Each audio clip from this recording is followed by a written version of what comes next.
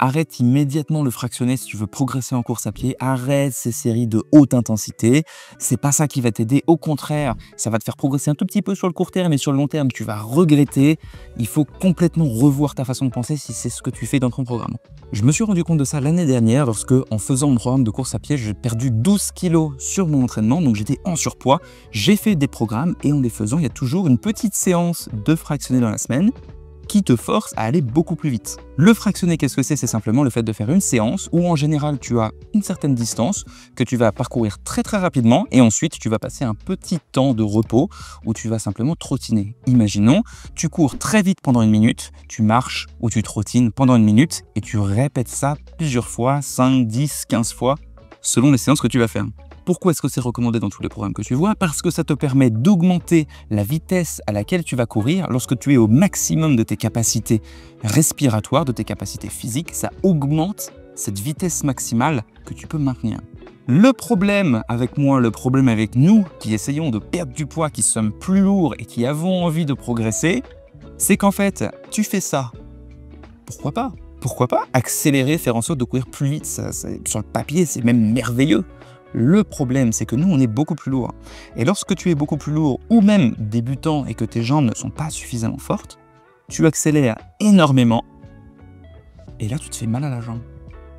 Parce que ce qui est con, c'est que si tu as quelqu'un qui est un peu lourd, et qui court très fort sur des jambes qui ne sont pas prêtes à encaisser ça, j'aime autant dire que le poids de tout ton corps, tout ce qui est au-dessus de la ceinture, qui s'écrase avec la vitesse sur ta jambe à chaque pas pendant que tu fais ton semi-sprint, l'enfer. Combien de fois je suis parti justement faire mes séances de fractionné et je me suis retrouvé à ce que la séance se passe plutôt bien, mais ensuite à passer 5 jours à avoir mal à la jambe et ensuite à devoir faire en sorte que les jours suivants, je sois obligé de ralentir beaucoup, de ne pas faire ce que je voulais, d'annuler parfois des séances parce que j'avais tellement mal. Je peux te promettre que je me débrouille beaucoup mieux depuis que je saute ces séances qui m'emmerdent. En plus, on va pas se mentir, c'est vraiment pas le plus fun. Depuis que je saute ça, je me retrouve à faire sûrement des séances un petit peu moins explosives de manière générale. Peut-être que je vais un peu moins vite que ce que je ferais si jamais je faisais ces séances-là et que je faisais les autres en plus, sauf que je fais les autres. Et les autres, c'est 80-90% du travail. Et je trouve que ça n'a aucun intérêt de faire 10-15% du travail très bien, de faire un truc très difficile si derrière ça te fait rater 70, 80, 90% du travail. Parce que ce sont les 80%, loi de Pareto, qui vont faire en sorte que tu t'améliores énormément et pas ces 20 petits pourcents qui te défoncent les jambes et qui t'obligent derrière à rester à la maison. D'ailleurs, si tu me suis depuis un moment, tu dois savoir que l'année dernière, j'ai eu énormément de problèmes de mollets. Ça explosait tout le temps. J'essayais de faire des courses, d'aller de plus en plus vite tout en perdant du poids. Alors ok, j'étais un peu en surpoids. Mais quand même, je faisais pas 250 kilos. Je faisais mes séances et je m'explosais les mollets. Ça se déchire, t'es reparti pour 2 semaines minimum à ne pas courir du tout. Et ensuite, seulement ensuite, tu recommences à zéro. Parce que lorsque tu te déchires le mollet, trou dans le mollet, bon, j'exagère un petit peu, c'est un peu plus dramatique, j'aime bien. Trou dans le mollet. Une fois que le mollet va mieux, au fur et à mesure, il se referme. Mais pour se refermer, en fait, il fait des nouvelles fibres musculaires dans l'autre sens. Pour faire en sorte que le muscle qui est déchiré soit refermé. Un peu comme si on allait recoudre ton muscle. Une fois que ces fibres musculaires sont en place, elles sont neuves.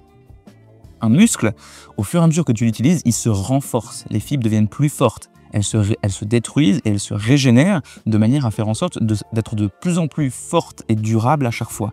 Sauf que lorsque tu as des nouvelles fibres musculaires qui referment une déchirure, ces fibres sont toutes neuves, parfaites, incroyables, mais du coup très fragiles. Et il faut que tu recommences à faire des séances un peu plus douces pour faire en sorte que ces fibres commencent à devenir fortes et tu peux te retrouver avec plusieurs semaines de travail à basse intensité avant de pouvoir recourir ne serait-ce qu'à intensité moyenne. Alors moi, ce que je te dis, si jamais tu es en surpoids, si jamais tu es débutant et que tu te rends compte que lorsque tu fais tes séances de fractionné, tu as vite mal aux jambes, concentre-toi sur les autres séances. C'est celles-ci qui vont faire en sorte que tu progresses énormément parce que ce qui compte le plus, j'ai remarqué en course à pied, surtout lorsque tu es débutant, c'est de pouvoir faire un certain nombre de kilomètres par semaine, par mois, par an. C'est le nombre de kilomètres que tu vas faire sur la durée qui va faire en sorte que tu t'améliores. Petite parenthèse, si jamais tu fais 0 km dans ta vie, par semaine en moyenne, Essaie de faire en sorte la semaine d'après de ne pas en faire d'un seul coup 30. Fais de manière progressive, mais tant que tu fais progressivement et que tu rajoutes pas plus de 2 à 4 km de plus par semaine dans ton programme, tu vas te blesser beaucoup moins souvent, tu vas donc faire beaucoup plus de kilomètres et tu vas progresser beaucoup plus. Le jour où tu seras beaucoup plus fin, beaucoup plus léger, le jour où tu commenceras à faire des temps bien plus impressionnants sur les différentes courses que tu veux faire, là il sera temps de se poser la question de est-ce que tu dois faire ces séances-là, comment les faire. Tu seras beaucoup mieux informé à ce moment-là, tu auras peut-être acquis énormément de compétences qui te permettront de savoir comment t'en sortir. Et encore une fois, tu connaîtras peut-être d'autres personnes qui sauront comment te guider, peut-être même un coach. Moi, je te déconseille de le faire maintenant. Tu l'auras bien compris, je n'ai rien contre le fractionné de manière globale, mais je pense qu'il est extrêmement important de ne pas prendre ces programmes qui sont faits pour quelqu'un de moyen et essayer de les appliquer à soi-même et faire en sorte de réfléchir un petit peu plus et de voir ce qui marche pour nous et ce qui ne marche pas.